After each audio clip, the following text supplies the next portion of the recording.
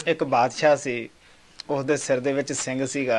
एक नाई ओहदी हजामत करदा हुंदा सीगा। बड़ा अच्छा नाई सीगा। उसने किसे पास कोई बात ना की, लेकिन मालिक दी मौज वो नाई चोला छड्ड गया। और राजे नूं बड़ा फिक्र पिया बई जिहड़ा मैं हुण नाई रखूँगा पता नहीं वो कैसा होएगा, किते मेरा यह ऐब दुनिया दे कोले ज़ाहिर ना कर दे। उसने एक नाई नूं सद्दिया। ਉਹਨੂੰ ਕਹਿਣ ਲੱਗਿਆ, ਦੇਖ ਬਈ ਤੈਨੂੰ ਤਨਖਾਹ ਬਹੁਤ ਜ਼ਿਆਦਾ ਮੈਂ ਦੇਊਂਗਾ, ਤੈਨੂੰ ਪਤਾ ਹੋਣਾ ਚਾਹੀਦਾ ਕਿ ਮੈਂ ਇਕੱਲੇ ਨੂੰ ਕਿਉਂ ਸੱਦਿਆ। ਉਹ ਕਹਿਣ ਲੱਗੇ, ਉਹਦੇ ਦਿਲ 'ਚ ਇਹ ਸੀ ਵੀ ਸ਼ਾਇਦ ਮੈਂ ਜ਼ਿਆਦਾ ਹੁਨਰਮੰਦ ਨਾਈਆਂ 'ਚੋਂ ਨਾਈ ਹੈ, ਅੱਛੀ ਹਜਾਮਤ ਕਰਦਾ ਹੋਊਗਾ, ਮੈਨੂੰ ਤਾਂ ਸੱਦਿਆ ਹੈ। ਉਹ ਕਹਿਣ ਲੱਗਾ, ਨਹੀਂ ਕੋਈ ਹੋਰ ਹੀ ਰਾਜ ਹੈ। ਅਖੀਰ ਉਹਨੇ ਅੱਛੀ ਤਰ੍ਹਾਂ ਸਮਝਾ ਕੇ ਜਦੋਂ ਆਪਦੇ ਸਿਰ ਦੇ ਤੋਂ ਟੋਪੀ ਲਾਹੀ ਵਿਖਾਇਆ, ਕਹਿਣ ਲੱਗਿਆ, ਦੇਖ ਮੇਰੇ ਸਿਰ ਦੇ ਵਿੱਚ ਸਿੰਘ ਹੈ, ਕਿਸੇ ਕੋਲੇ ਬਾਤ ਨਾ ਕਰੀ। ਹੁਣ ਨਾਈ बड़ा अचरज होया। वो कहन लग्या, जे तू किसी को बात करी तो सोच ली एडी करड़ी सज़ा देऊँगा तेनू कि तू याद रखें, तेरे बच्चों भी सज़ा देऊँगा। हुण उधरों तो नाई सज़ा तो डरदा है, उधरों वो गल भी अंदर नहीं पचदी गी। उहदा नां सी बीर बबरू। घरे आया, हुण उहदा पेट सी जिहड़ा वो बड़ा आफरन लग्या। हकीम सद्दे, बड़े दवाई बूटी की, लेकिन पेट का जोड़ा अफारा से हटे ना। एक होर कोई वैद आया, वो अच्छा मानसिक गलों समझ सकता सीगा। वो कहन लग्या भी आखिर राज की है। वो कहन लग्या, उरे हो मैं तेनू दसा।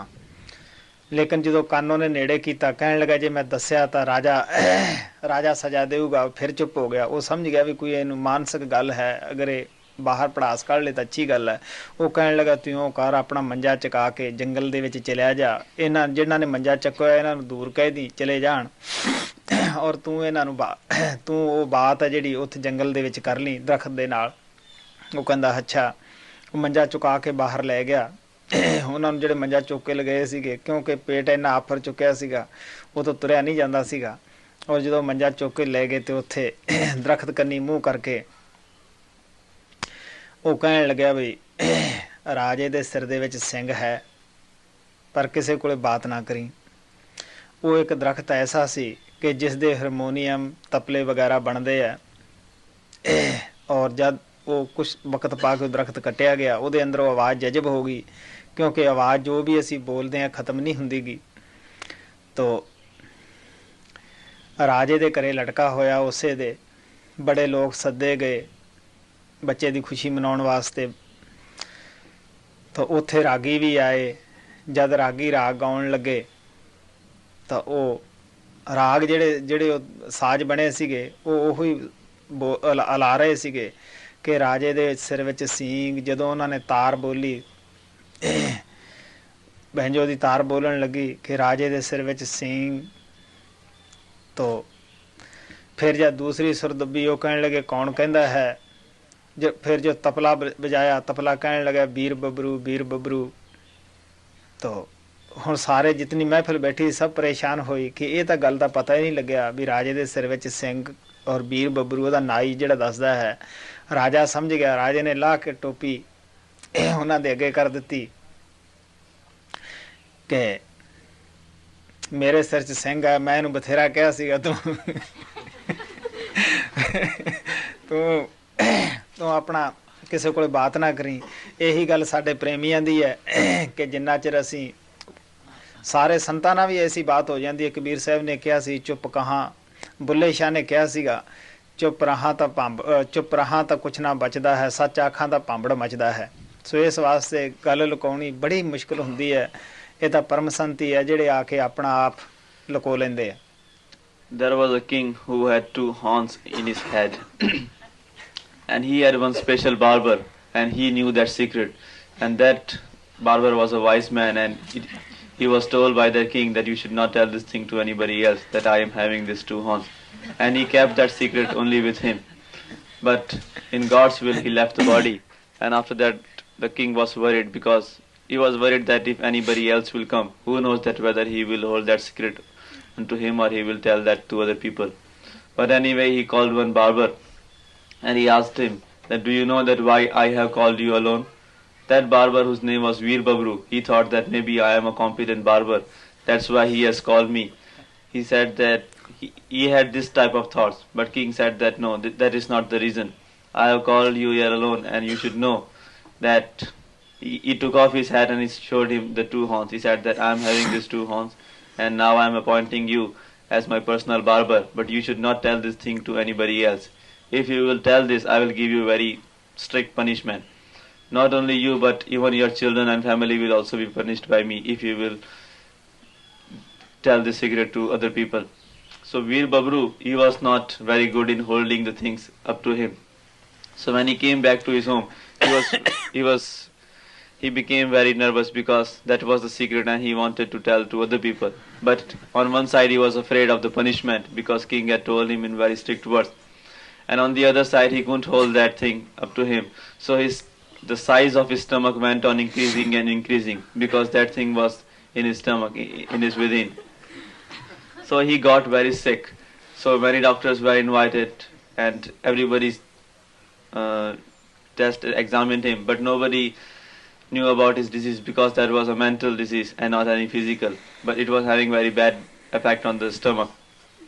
Anyway, in the end, one psychologist came and he knew that there is some problem of mind or anything of his within. So he asked him that you tell me that what is the thing which is bothering you.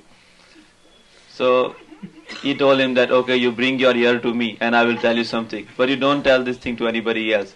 So when that psychologist brought his ear to near Veer Babru, at once he remembered that king has told him that I will punish you. So he said that no, I don't want to tell you. So the psychologist knew that there is something which is bothering him and he should tell this thing to anybody else, otherwise he will not survive. He can't hold that thing into him. So he told him that okay, you tell some people to carry your bed to the forest and where there is nobody, and you should talk the thing or you should tell your thing to one tree, and in that way you will be free from this disease. So Veer Babru told some people to carry his bed in the forest and he told them to go away. And after that, because his stomach was very much increased, that's why he couldn't walk for a long distance. So whatever tree came near him, he stood in front of that and he said that I am Veer Babru telling you, and you should not tell this thing to anybody else, that our king has two horns in his head. And after that, because he had said that thing to the tree, he became free from the disease and he became alright. And it so happened that that tree was very good tree and the wood was used in making the harmoniums, the drums and other musical instruments. So eventually that tree was cut down and the harmoniums and other musical instruments were made out of that wood. And because the sound which we are making or whatever sound is created in this creation, that is not spoiled. It flows from one place to another and it is never destroyed. So in the same way, that tree had absorbed that sound and that thing that Veer Babru says this, and the king has two horns on his head and you should not tell this thing to anybody else. After a few years, the king had a son and all the musicians and dancers were invited to play the music and dance because they were becoming very happy.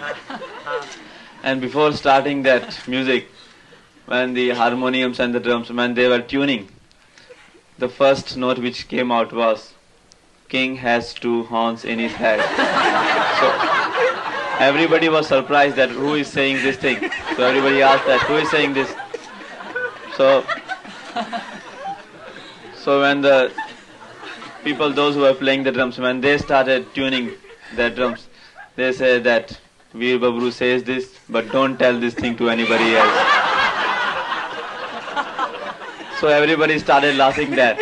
And when king saw that I told him very much, but still he couldn't hold that thing to him, and he told this thing. So he committed that. He confessed that, and he took off his hat and showed that really I have these two horns on my head. So in the same way, it is very difficult to hold anything up to us. This thing happens even with the Param Sons. They can't even hold the things with them. Kabir Sahib also said that how can I remain quiet when I am knowing your all glory. And Bulle Shah also says that if I keep quiet, it is very difficult for me. But if I say the truth, it is just like a very great fire is created. So neither keeping quiet is good for me, nor saying out the truth is good for me. Because when I am presenting the truth, not everybody likes that. Only the Param Sants can hold that thing up to us. And sometimes they also fail because it is very difficult to hold the thing up to us if we know the truth or if we have any experience like that.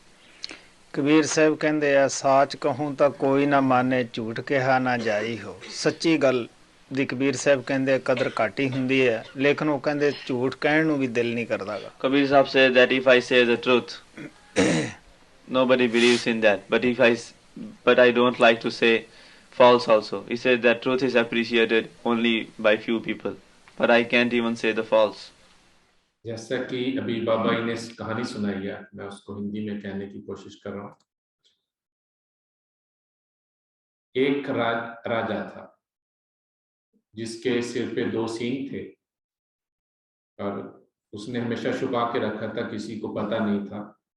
Just जो उसका barber था, नाई था जो बाल काटने के लिए आता था, उसको मालूम था कि राजा के 2 सींग हैं, लेकिन वो किसी को नहीं बताया। उसकी अच्छी आदत थी, उसने उस चीज का हमेशा पर्दा रखा। लेकिन कुछ समय बाद वो नाई मर गया, तो अब राजा को बड़ी चिंता होने लगी कि मेरा सीक्रेट जो है तो वो किसी को पता चलेगा तो लोग मेरा मजाक उड़ाएंगे या कुछ भी ऐसा। लेकिन एंड ऑफ द डे राजा को एक बार्बर तो बुलाना ही था, उसने बुलाया। उस बार्बर का नाम वीर बबरू था और उसने उसको अकेले में बुलाया। तो राजा ने पूछा कि तुम जानते हो मैंने तुम्हें यहाँ अकेले में क्यों बुलाया? उसने बोला कि मैं बहुत अच्छा नाई हूँ और मैं बहुत अच्छे बाल काटता हूँ, इसलिए आपने मुझे बुलाया।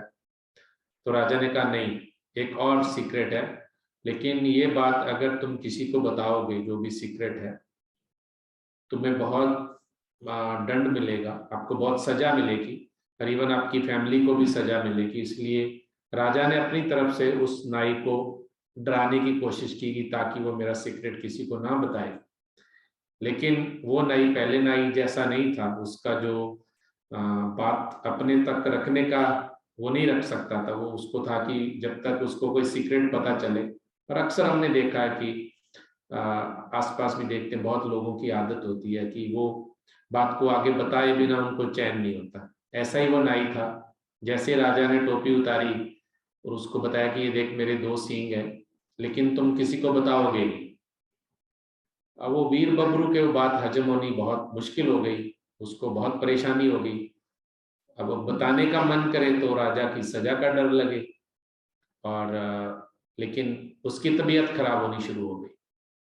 बाबा जी के टाइम में हमने भी यहाँ देखा था कि कई प्रेमी ऐसे रहे हैं, जब बाबा जी उनको कहा करते थे कि तुम किसी की बातें इधर उधर ना करो, तो सच में वो लोग बीमार करते थे। उनको पेट में बहुत गैस हो जाती थी, तो बाबा जी फिर उनको कहीं ना कहीं भेज देते थे, उनके अपने घर पे या कहीं भी, भैया तुम जाके अपनी जरा, बाबा जी उसको अपनी भाषा में कहा करते थे कि तुम जाओ किसी की चुगलियां जो करनी है किसी के पास कराओ ताकि तेरी सेहत अच्छी हो जाए। और सच में वो घूम घाम के जब वापस आता था तो उसकी सेहत अच्छी हो जाती थी। और इसी तरीके से वो नाई बहुत परेशान हो गया, उसकी तबीयत खराब हो गई, उसका पेट फूल गया। तो बहुत डॉक्टरों वैद्य उस टाइम आते थे, उनको बुलाया, इलाज करवाया, लेकिन अब दिक्कत तो उसको, बीमारी तो कुछ नहीं थी, बीमारी तो उसको उसके जो पेट में बात थी उसी बात का उसको परेशानी हो रही थी। कोई बहुत ही समझदार वैद्य था, पुराना बुजुर्ग, वो आया और उसने पूछा कि असल में क्या बात है, क्या दिक्कत है। तो वीर बबरू ने सोचा कि चलो मैं कान में बता देता हूँ, लेकिन जैसे ही वो वैद्य के कान में कहने लगा तो उसको फिर वो बात याद है कि राजा मुझे और मेरे परिवार को बहुत भारी दंड देगा, सजा देगा। तो वो कहता नहीं नहीं, मैं आपको नहीं बता सकता। तो उस वैद्य ने एक उसको नाई को ये बोला कि देख तुम अपना जंगल में चले जाओ दूर यहाँ से, यहाँ पे आसपास कोई ना हो। लेकिन प्रॉब्लम की उसका पेट इतना फूल गया था कि उससे चलना मुश्किल हो रहा था। तो उसने बोला कि चल ठीक है, आप ऐसे करो, 4 बंदे साथ में लो और अपना जो चारपाई उस पे लेट के और आप जंगल में चले जाओ। तो वो जंगल में चले गए उसको लेके, और उसने बोला कि जब जंगल में चारपाई रखे किसी पेड़ के पास तो इनको वापस दूर भेज देना, ताकि तेरी बात भी रह जाए, राजे का डर भी तेरे को जो है वो भी पूरा हो जाए, और पेड़ को बता देना कोई दिक्कत नहीं है। तो पेड़ कौन सा जाके राजा को बताएगा, लेकिन वो पेड़ ऐसा अच्छा पेड़ था कि जिसके म्यूजिकल इंस्ट्रूमेंट्स बनते थे, जैसे हारमोनियम, तबला वगैरह। और उसने जैसे ही उसको बताया कि हमारे राजा के 2 सींग है, वीर बबरू ये बात बता रहा है, लेकिन कोई आप किसी को बताना मत, इस तरीके से उसने बोला, और वो उसका पेट ठीक हो गया और वो अपने घर वापस आ गया। बहुत टाइम बाद वो पेड़ काटा गया, उसके इंस्ट्रूमेंट बने, और राजा के घर में कोई खुशी का वक्त था तो राजा ने वो जो संगीत मंडली थी, जो गाने वाले थे, तो उनको बुलाया गया। अब आपने अक्सर देखा होगा कि जब भी कोई म्यूजिक शो होता है तो उसमें वो लोग शुरू में अपने इंस्ट्रूमेंट को सेट करते हैं। उसी सेटिंग के दौरान जब उन्होंने हारमोनियम का सुर दबाया तो उसमें से आवाज आई कि हमारे राजा के 2 सींग हैं। लोग बड़े हैरान हुए कि ये क्या हुआ, ये कौन बोल रहा है। इतने में उसने दूसरी बटन पुश किया तो उसमें से आवाज आई, ये वीर बबरू कहता है कि हमारे राजा के 2 सींग है। तबले ने भी सेम आवाज ऐसी निकाली कि वीर बबरू ये कहता है कि हमारे राजा के 2 सींग है। अब सब लोग हंसने लगे और लोगों को बड़ा ताज्जुब हुआ कि हमें इतने साल हो गए राजा के साथ रहते हुए, उसके मंत्री या बाकी के लोग जो भी जानते थे वो बहुत हैरान हुए कि ये क्या हुआ। अब राजा ने देखा कि उसकी पोल तो खुली गई है, जो बात इतने सालों से सीक्रेट रखी थी, एक बेवकूफ नाई की वजह से जो अपनी बात को हजम नहीं कर सकता था, उसने सारी जनता को किस तरीके से वो बात बताई कि पेड़ के भी वो हजम नहीं हुई बात, पेड़ के इंस्ट्रूमेंट भी वही बात बता रहे हैं। तो बाबा जी अक्सर ये कहा करते रहे हैं कि अगर हमें किसी की कमजोरी पता हो, कोई सीक्रेट पता हो, तो सीक्रेट किसी को बताना नहीं चाहिए। अक्सर बहुत कम ऐसे वक्त होते हैं कि जब किसी का मजाक हल्के में उड़ जाता है या उससे कोई लंबा चौड़ा फर्क नहीं पड़ता। कई बार किसी का सीक्रेट उसका बहुत बड़ा नुकसान भी कर देता है। कई मौकों पे ऐसा देखा भी गया है प्यारे बच्चों की बहुत लोग शर्म के मारे या डर के मारे सुसाइड तक कमिट कर लेते हैं। कभी भी किसी का सीक्रेट अगर आपको मालूम है तो नहीं बताना चाहिए, ताकि जिसका सीक्रेट है उसकी रिस्पेक्ट, उसकी जो बात है लोगों तक ना जाए और उसको शर्मिंदगी या उसका नुकसान नहीं हो।